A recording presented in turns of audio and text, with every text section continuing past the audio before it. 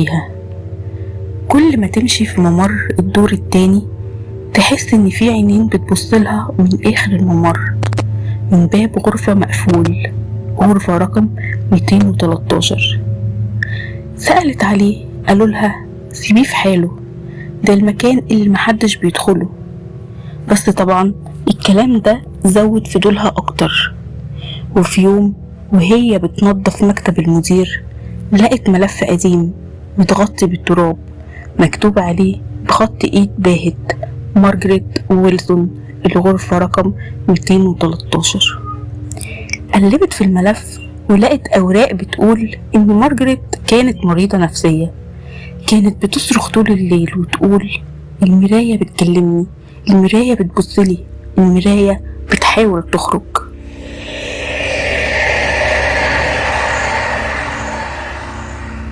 وفي يوم